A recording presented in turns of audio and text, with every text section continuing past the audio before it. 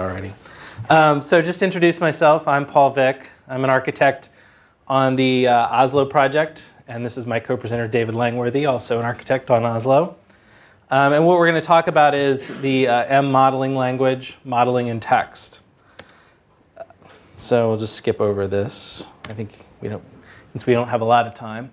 So I just want to take a moment to talk about what Oslo is, since M is a part of Oslo, and you probably heard of it a little bit. How many people here have seen a presentation on Oslo or M? Okay, so a mix. Okay, good. So this will be good. So just to briefly talk about what Oslo is. Oslo is a platform for model-driven development. So there are three parts of that platform. One is a repository, so a database which is designed for storing the models. The second is a tool that is codenamed Quadrant, that is it's a visual designer for models and also a visual tool for working with models and model instances. And then finally, M, which is a textual modeling language. So now, in this talk, we're just going to talk about M.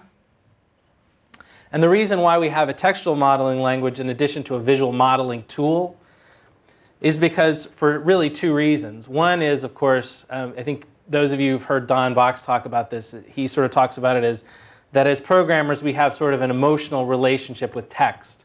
So while there are a lot of good modeling tools that do boxes and lines, and that could be very effective, a lot of times we work with text most of the time as developers, and so it's a very natural and sort of organic way to work with models. The other thing, of course, is that models can be very rich. They can have lots and lots of information, metadata associated with them, and that can be very difficult to work with in a visual form. So while there are a lot of ways in which visual designers can be helpful, if you want to see the totality of your model and all the metadata associated with it, having a textual representation can be very helpful. So that was the original motivation for creating M, and it's sort of progressed from there.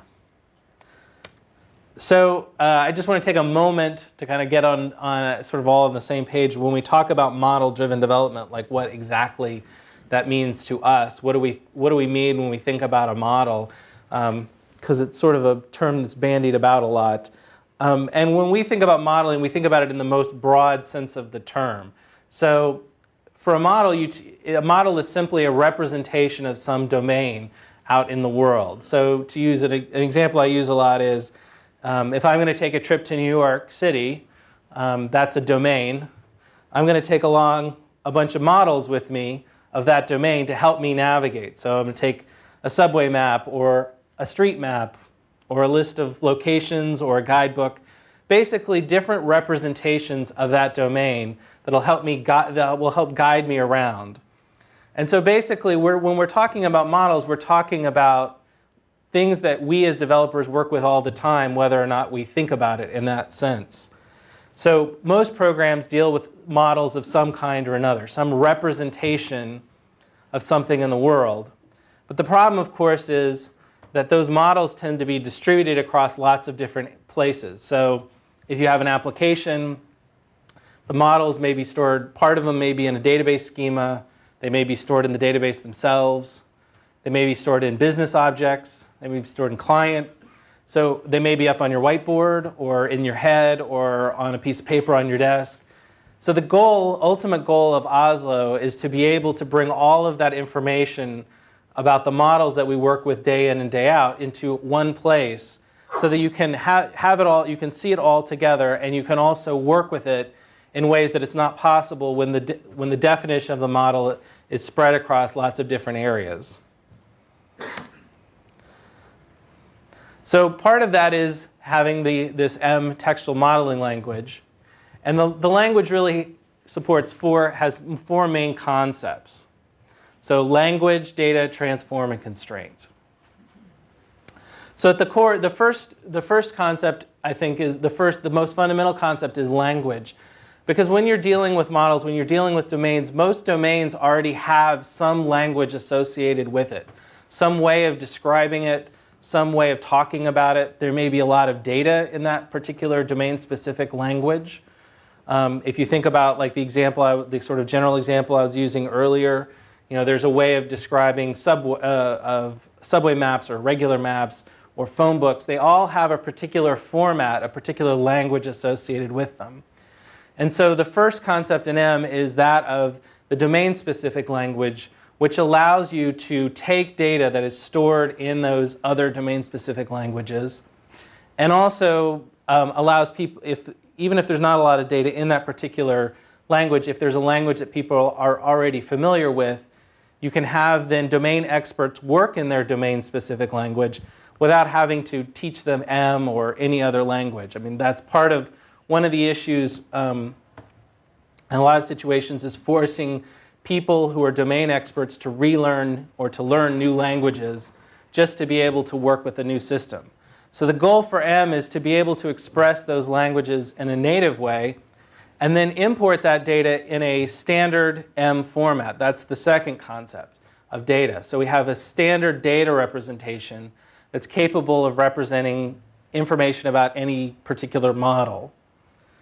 Then once you've imported that data or created that data, we then have a set of capabilities that allow you to transform that information in interesting ways. So you can query against it, get information about it, you can project it, you can do lots of interesting manipulations to the data.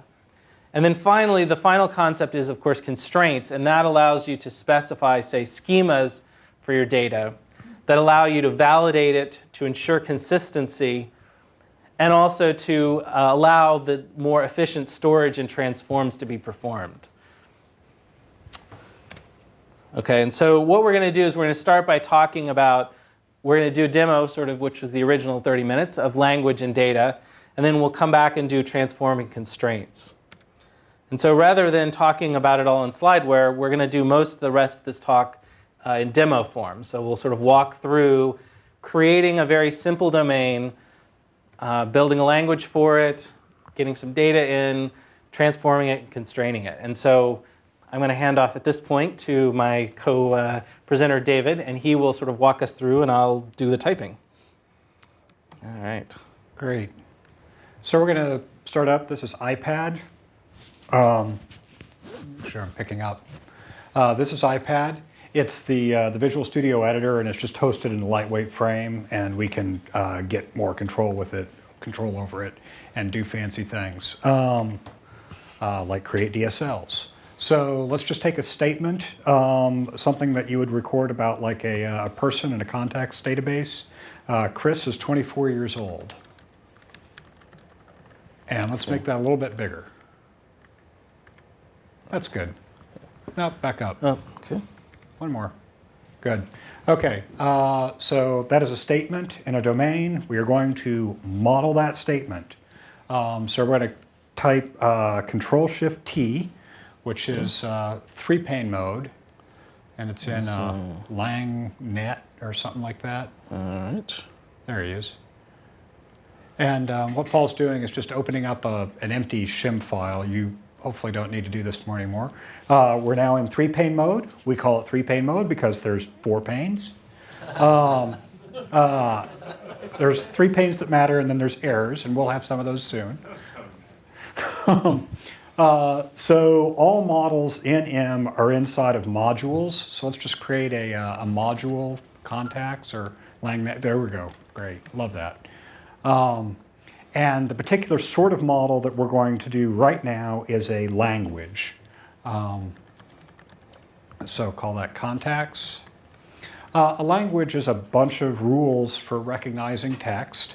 It always begins with the distinguished syntax rule called main. So give us main, or syntax main equals, quote, quote, semicolon. Just grab that statement and stick them in there. Okay. Blam. We have a model of that exact statement. We've got the statement, we've got a model of the statement, and then over here in the output, we have the data which has been extracted from that statement. It turns out that, this isn't a very interesting model. It's fixed. It models exactly that one thing. So if we put like Pat or something like that up there, we'll get some squigglies. See, it's no good anymore. We get tons of errors, blah, blah, blah, blah. Put it back to Chris. So now what we're going to go and do is generalize this model so it'll recognize any statement of this form. So the first thing we need to do in doing that is to break the statement up into pieces. This is called tokenizing.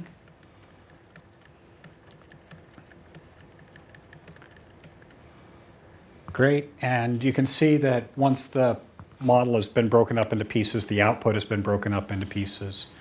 And now what we're going to go and do is, we got errors. And then breaking it up, we threw out the spaces. We have to model the whole thing.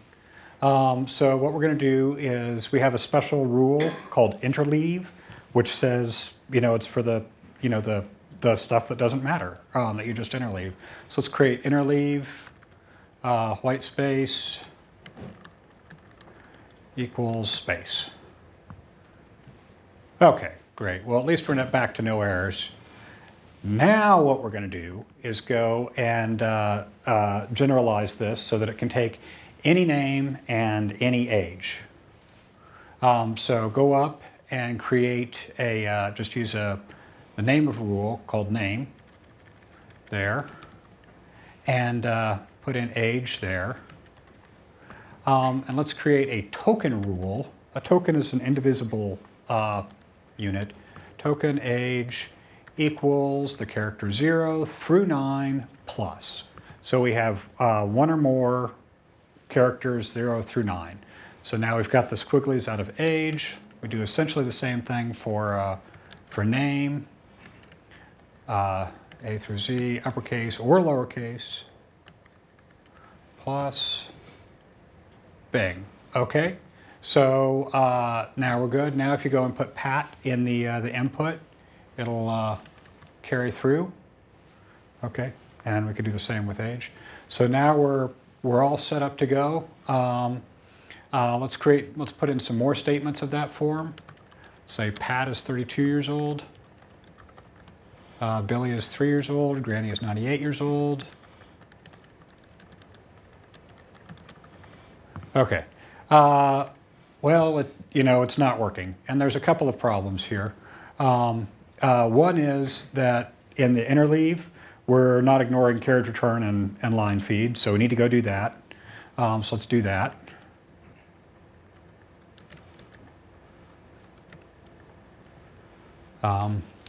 Great. And then the other thing is the way that the model is currently written. What? One token, but found many. Hey, just, we're all good. Okay. It's all good. All right. It's all good. Great. The way that the model is currently written, it just will only take one statement of that form. We want to make it so that it'll take many statements of that form. So let's go and factor the main thing into a syntax called person. And let's go ahead and make main person star. Bland. It recognizes the whole thing. So once again, we've got our model, we've got our input data, we've got all the output data. So, we're in pretty good shape now. The state is a little bit noisy. It doesn't show like exactly the things we care about. I mean, is and years and old are the same in every case. The name and the age are sort of, you can just tell where they are by position. So what I'm going to do next is go in and shape this data a little bit so it looks more like a collection of records that you might find in a database or something like that. We do that with what's called a projector. So let's put a projector on person and just grab the, let's create a, no, you don't need that. Nope. Just open curly, Okay. Name, actually capital name, arrow in. Oh no, yeah, you're right. It's equals. Sorry. Yeah. So I'm a little split-brained. We're like working on different variants of the syntax, And we're running off the January CTP, so these are bits that you can just go and get, but it's not exactly the bits that are the latest build. So I'm a little confused here. Okay, so we've got in and a. Those are variables. We need to take and bind those things. We do that with the colon operator, which you can think of as bind or scribe. And so, blam. Now we get out some data that looks a little cleaner, a little nicer. The only thing is up here, we've got this main and stuff like that. And so I want to just name this whole collection people.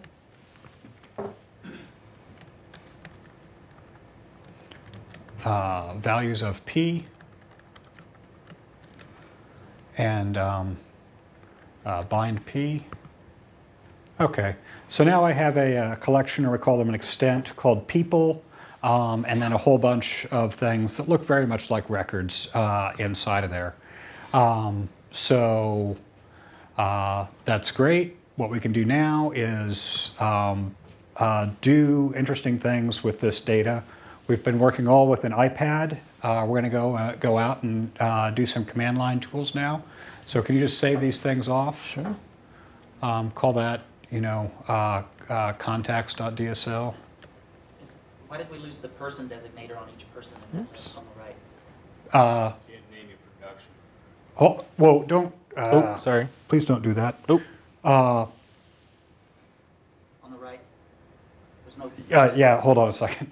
The reason that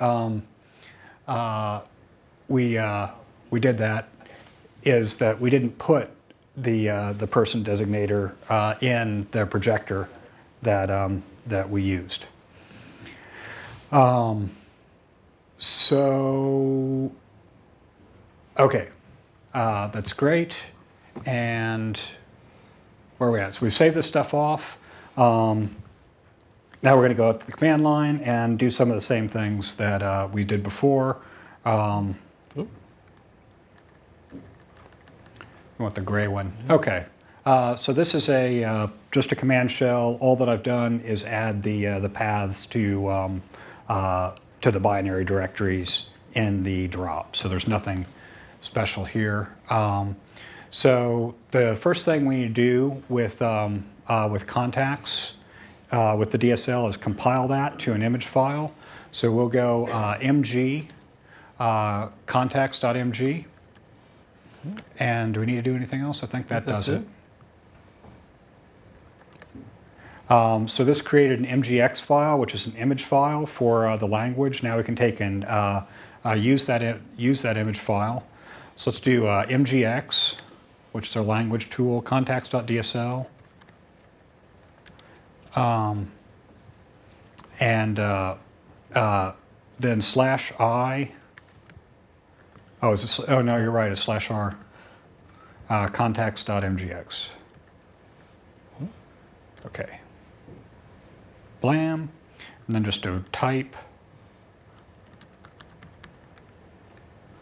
Okay, this worked. Great. So we have this is another M program which has been generated as the output of that DSL model. We have a module, contacts, an extent, people, and then some records in there. So what we can do is do some interesting things with this data. We can take and map it up into the CLR. We can map it to XML. We can map it to SQL. Let's go to XML first. Actually, no, sorry, we're going to go to XML second. Let's do MGX, contacts.dsl, /r, contacts.mgx, and then is it /t, XAML? I think so. Okay, hit that. Oops. Oops. Okay.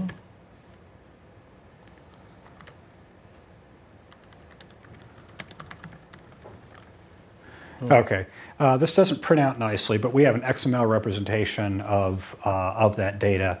And this is our favorite flavor of XML, which is XAML, which we can then map up nicely into the CLR. Yeah, just close those things. Don't. Okay. Yeah. Somebody's in the office using my phone. Oh, okay. So this is unified messaging.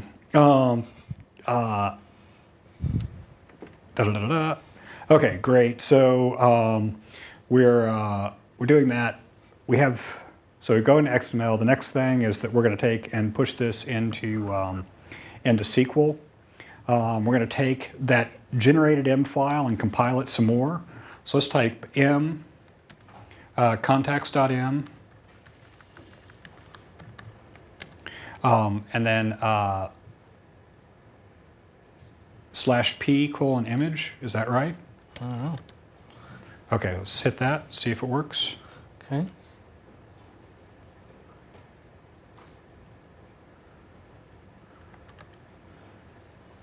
Great. We have a contacts.mx, which is another sort of image file. We can take this and load it into SQL with the mx tool. So let's go mx /i for install. I think we need a colon there. Okay.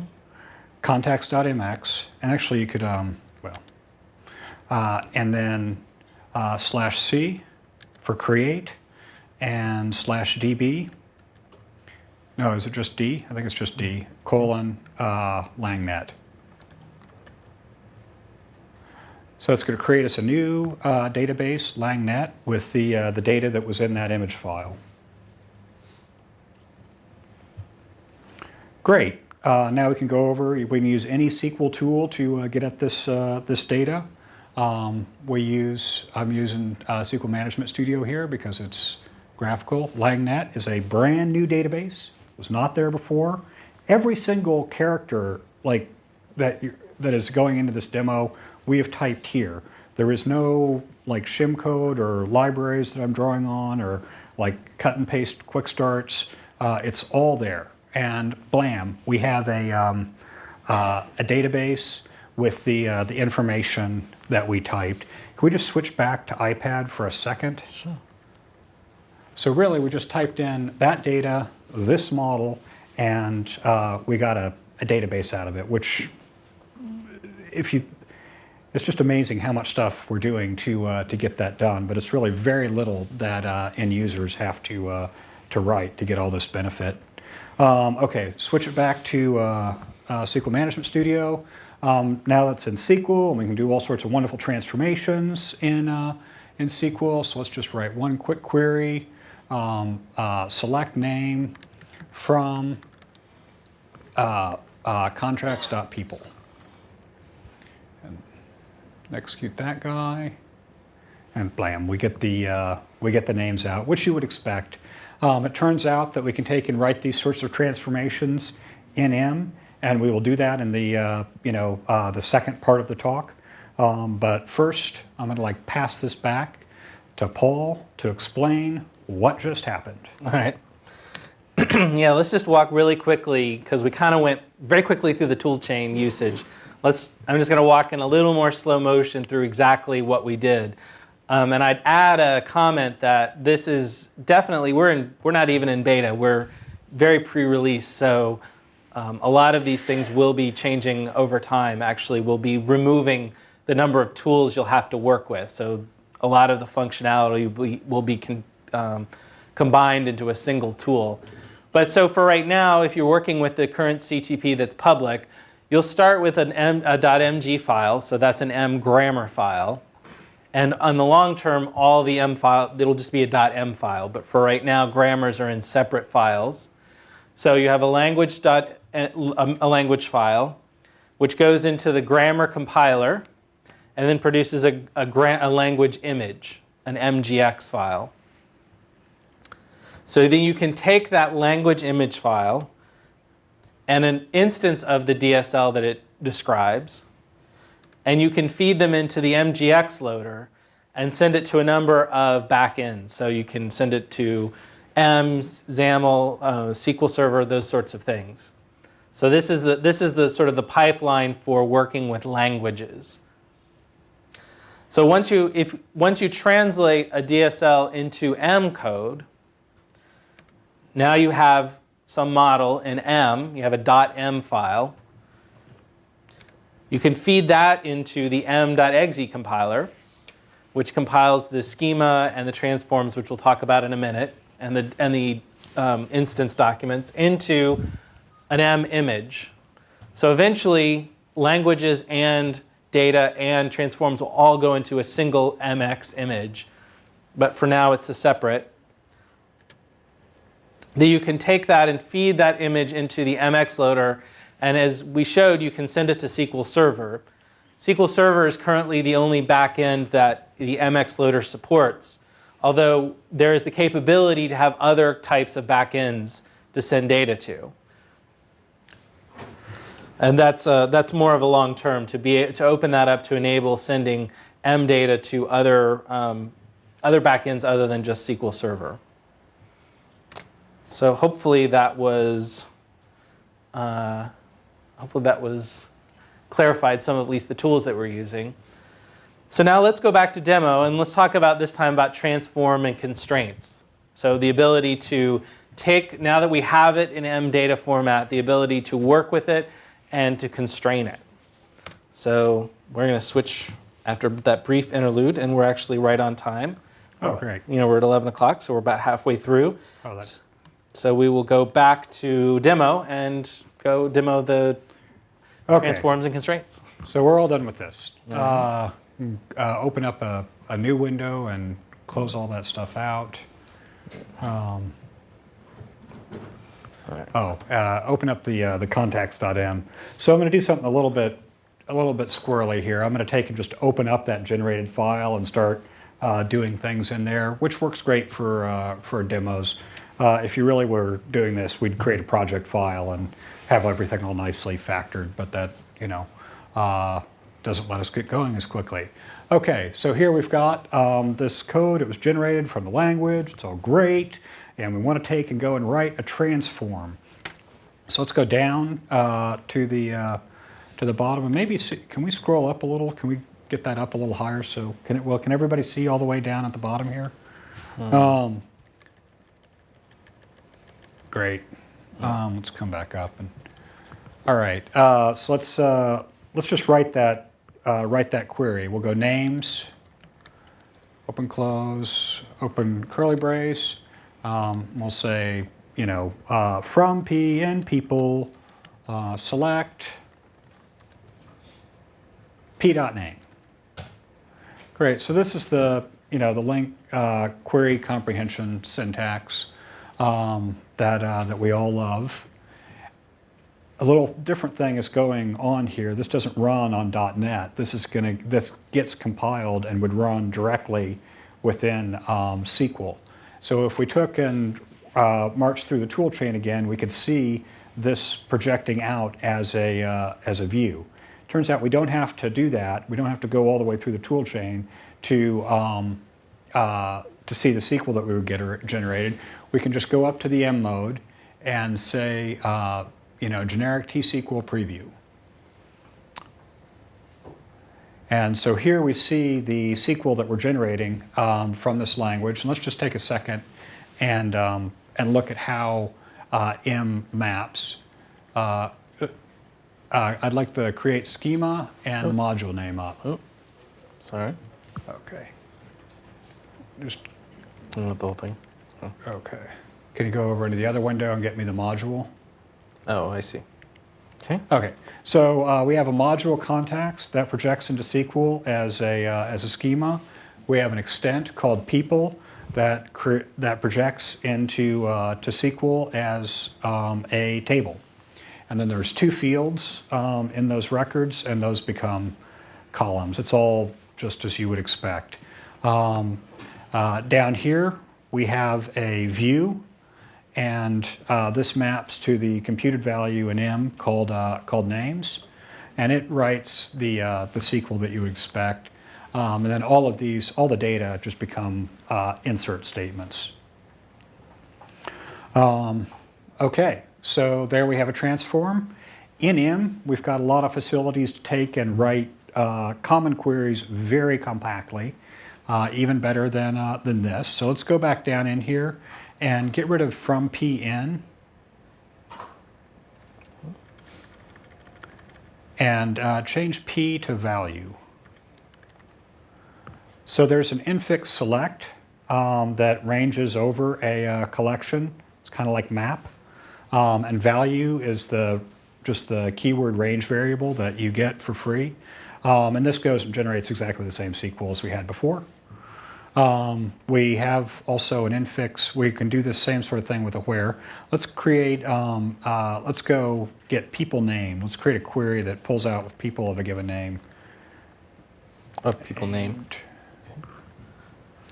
In colon text. And we'll go from P in people where P.name equals in select P. Oh. Great. This creates us a table valued function, I believe. Can we scroll down a little bit on the SQL side? Sure. Oh, great. Yes, we have a table valued function. It's got the query in there. It does very much what you'd expect. Again, we can do better. So we can take and get rid of the from PN. Could you scroll that up a bit? Scroll which one? The statement. The M code up. Sure. You mean, oh, sorry. Yes, Yeah. sure. There we go. There we go. Great. And go to the end and get rid of that select P thing. And once again, change P to value. Okay. So here we have the infix where that does a filter, generates very much the SQL that you'd expect. And so that's all great. We love that. We got our data. We got our transformations. The next topic is constraints. We've been talking about like just free data. We haven't written any schema so far. We're just like, had some statements in a domain, create a language, got some data out, blam, we put it in a SQL. Constraints are sometimes useful. Go up and like change one of those ages to be an integer instead of a string. Yeah, just create that to 24. Okay, so it's all fine. It's still all data, but we're getting a representation that might not be what we want. We now get a SQL variant out of this thing instead of a text string or an integer or something like that we might want. So there's a couple of reasons we might want to go in and constrain our data. One is just so that consumers know what to expect. Another is so that we get more efficient representations out of it. So now what we can do is go in and constrain this data. So let's go up to the top. Could really be anywhere, but just we tend to put it up top. Okay. Let's create a new people colon. Open curly.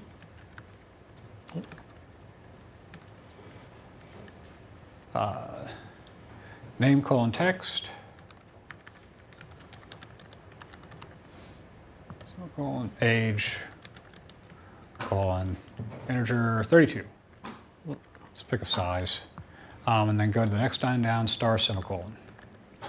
So now I have a constraint that says people is a collection of 0 or more of records that look something like this. Okay, and we get errors, because the data is not of that shape. So if we go through and fix all that up, then we should get SQL out. Great. And now age is an int as we'd expect. Name is still an in varchar. And so we got what we want. Okay, how are we doing? We got tons of time. Okay. You want to do, let's do relationships and identity. Yeah, why don't we do that? Okay. So, let's see. We had our statements in a domain, we had language, we got some data out, we put the data into SQL, we transformed the data, we put a schema on the data, but it was all just data. It was just a bunch of isolated, disconnected facts. What really matters about about data is the relationship between data. And so we can do that. And in order to have a relationship between two data items, they need to have an identity so you can point at them. So let's go and put an ID on this, ID colon integer 32, and we'll auto assign that with auto number. I forget, is it this? Yep. And then when you take and put the where constraint on there, we'll say which particular field is the identity with the ID. Okay. Bang, we now have, just from doing this, over in SQL, we get our identity field and we get the primary key constraint. So now I can take and have, foreign keys into that. So we can now have relationships between people. A very common relationship is marriage. So let's do marriage, and let's just. You want to do it up here? Sure, we can do it there. Let's just do it. Let's type marriages, colon, open curly, spouse A, colon, people, spouse B, colon, people. Okay, so now I have a relationship. It's a relationship between people. We need a semicolon there. Oh, star semicolon. Ah, yeah. Okay.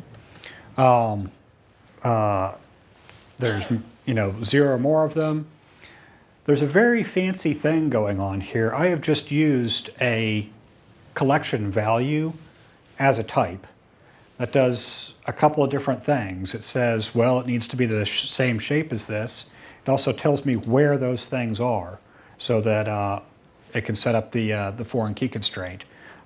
If we go over to marriages, the table that gets generated, we can see that the foreign key constraints have gotten set up for us automatically, which is quite nice.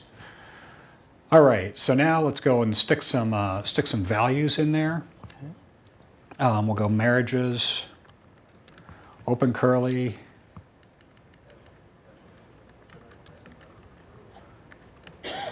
spouse A equals, well, now what I want to do, I really want to say Chris is married to Pat. And, but I sort of need a way to talk about those things. What we can do in M is go and label these values and then refer to those labels. So let's give that Chris, let's give that Pat.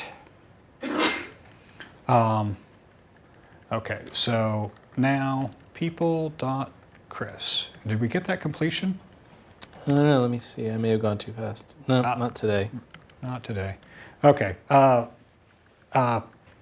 In the grand scheme of things, we get completions on those guys. Okay, so here we go. We've got marriages and a couple values in there with the labels. And then let's go and look at the insert statement that we got for that thing.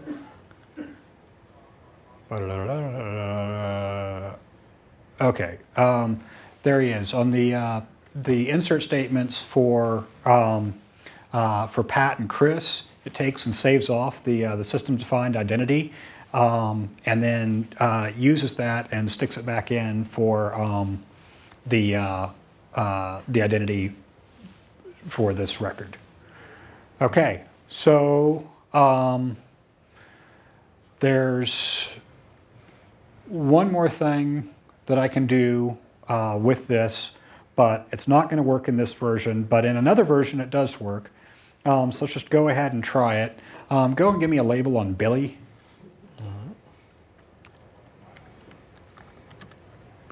Billy is 3 years old and should not participate in the marriage relationship, right? But we can just go and put, people.Billy here. And it's all fine, we get it all sped out. There's nothing that says that this can't happen. So what I want to do now is go in and put the constraint on here that makes it so that you have to be 18 years old to be married. So we'll say people where value dot age greater than 17. Great. That is just this version. I see.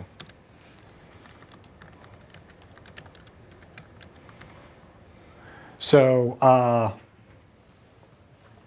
in some versions, in newer versions of the compiler, this will take and compile down to a check constraint on the table, on the marriages table.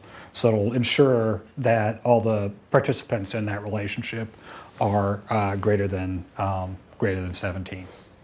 Well, your instantiation of marriages, not the type of constraints, but instantiation, could I use a query there so that you don't have to name each of these anonymous instances, Chris?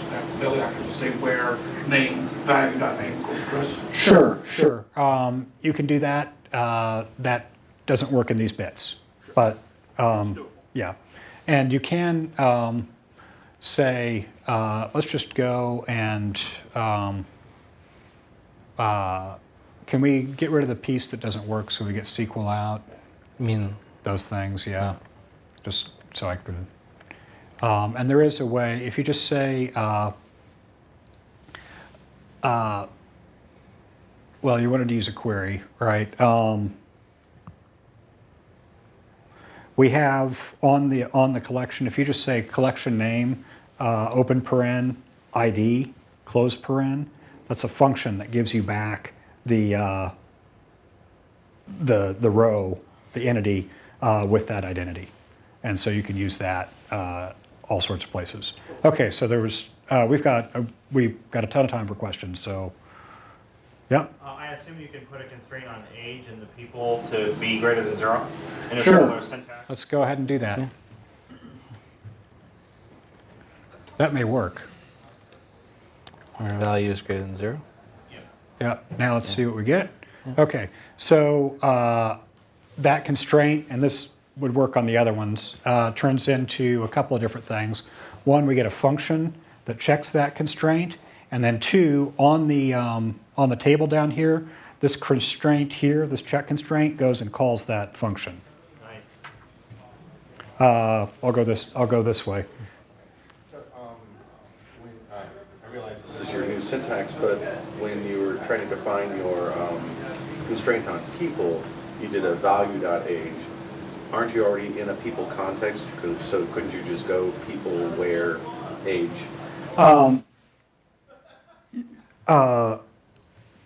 So we could make that work. You could set that up, and we can take and put the members of value. Value is the range variable that you get for free, and we could just make a scoping decision that the members of value are in scope. I'm not sure that we want to do that. We can do it. It's just a little. It starts to get to be a little bit mind bending because it sort of looks like you're in a a type scope there. These are just like aesthetic decisions. I was looking particularly at the people scope. Right. Okay. Wait a second. Can you express the constraint spouse A not equal spouse B? Yeah, we can go and do that. We got the type. Let's go and put that down on here. Here? Yep. Okay. And let's go where spouse A bang equal spouse B.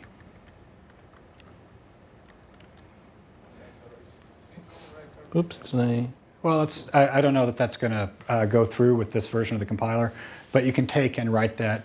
Let's try putting value dot in front of those things. You have a star in between. Is that Oh, actually, it would need to be item dot. Yeah. Oops. The stars, so those would need to be, did that go? Yeah. Oops. Oh, sorry about that. I hit F1 by accident. Well, does that work? Okay. Sorry. Let's go and look and see what we got out of there. User error. All right.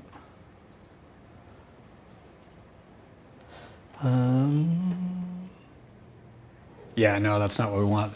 Put item in there. Sorry. There's, You just want to put it on one of the fields anyway? well, we talked about scope. And so when you're in here and you're in that where clause, really all you can do is see up to there, right? the where clause constrains this. If you want to take and constrain the whole thing, you want to take and put it down here. So can we change those two values to item and see if we get? Then by that same token, shouldn't it be within the brace scope? Hold on a second. Well, so what we're doing is ranging. This constraint is ranging over that collection, and so it works. All right. Can you constrain the length of the name? Sure. Let's go up to name. Let me get rid of this first. Okay. Thank you. All right. Name where value dot count less than 256. Can you do the pound here as well? Let's not get into pound. Okay. I think we're going to kill pound. All right. All right, and let's go back and find our table. Contracts, people, great. And so this became the constraint that you would expect over there. So that's it. Oh. Can you talk about other projections, or basically all those projections, like CLR? Sure. Constraints and transformations? Sure. So, this is a programming language. We can take and send it anywhere. One of the things that's unique about it is that we've built it to have a nice projection to SQL. It'll also have a very nice projection to XML and XQuery. And of course, it has a nice projection to the CLR. In the CLR, we can just go and evaluate expressions, and I believe that we could use. We haven't done the experiment yet, but I believe we could use the code contracts to express these sorts of invariants that were discussed earlier today. Is that? Yeah. Currently, there isn't a projection to the CLR. I mean, there's not in in this SDK. There is not. Right. We have like 2 different prototypes, and they're sort of racing. I'm not sure which is going to win and make it into the product, but Covers constraints, but not transforms. transforms just become functions, and functions over collections. Oh, let's see. I think. When is the product shipping? Oh, I'd love to know that. Do you think it's ready? Maybe not today. This is actually January bits. Go ahead. Yeah, earlier you said that it'd be available mechanisms for transforming to more or less anything. Is the mechanism you envision for that the semantic analyze method that's in the framework? I'm actually not sure. I don't know what the semantic analyze method is. No, I actually am not. Oh, are you talking about like actually in our bits? In other words, if you wanted to project to a different back end. And then let me work with it from that. Right. The semantic analyze, is that in the grammar's part or in the? That's in Parsing. Yeah, I don't know. I don't know the answer to the question, but if we hook up afterwards, we could probably get you the answer to the question. But you're going to you envision having some mechanism where we can do our own Yes. transformation. Yes. Yeah. Yeah, and Telepad performance in the January CTP is abysmal. Oh. Yeah, I'd also love to know the answer to that question. So we're like just where we're at in this this milestone. We drop a CTP at every milestone, and so we're trying to lock down features so that we can get the perf out, get that out. But I don't know when that's going to be. You'd need to ask like somebody with manager in their title, and we're both. As soon as possible, I think is really the As soon as possible, because it is. but not this week. Yeah, And not this month. And a lot of the work in this, there's been a lot of work in this milestone on IntelliPad performance specifically. So, and that'll be ongoing. ongoing thing. So Yeah, actually, I would note in IntelliPad's favor, we revved this CTP so that IntelliPad didn't crash all the time. I made it all the way through this demo, no crashes. Yeah, I noticed that. Yeah, it's if you get the new CTP, I'm using downloaded bits, so all this stuff is yeah, actually, let me. works to the extent that it is. Let me go back Let's see. Let me start again. I'll take you. On the left panel, we see this specification in M language, yes? Left panel is M language. This Yes. this one, yes, So M is predefined. yes. Can you extend it? Or somehow, is there any control over extending it? Sure. Custom attributes, custom stuff. Yeah, well, you can just take and open up the thing, and I mean, M is written in M. It's a bootstrapped language.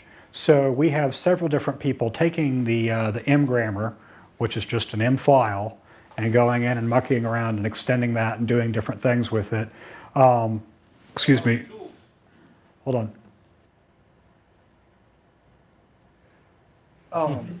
While he's trying to sneeze, I would add, you asked about attributes. So currently in on the M grammar side of things, there's already support for attributes. We're looking at adding, as we unify the two halves together, there will be general attribute support in the language. So there will be, you will be able to add information, add metadata to the M language, and then also, as Dave was saying, we'll have the grammars of the language will be available if you want to modify and then do transforms behind the scenes. The exact extent to which the whole pipeline becomes open is, It's all going to be yeah. open. There are other there are other interesting possibilities too about, of course, being able to define. One of the things we're thinking about is being able to define a DSL and then being able to use that within an M document itself. That's more of an open question. So there are lots of interesting possibilities. There definitely will be at least attributes, and then longer term there'll be more investigation in those kinds of things. And I'll apologize ahead of time for the question, because I've been asking this question of a number of languages that we've seen. We've seen functional, we've seen domain. Yeah. We saw the tickle work earlier today. What is M good for? What? Modeling. It's good for modeling. So is tickle. Is Tickle good for modeling? Sure, great. This language, we started out, languages are focused at a particular constituency, right? And have, a bunch of different things that, you can do with them.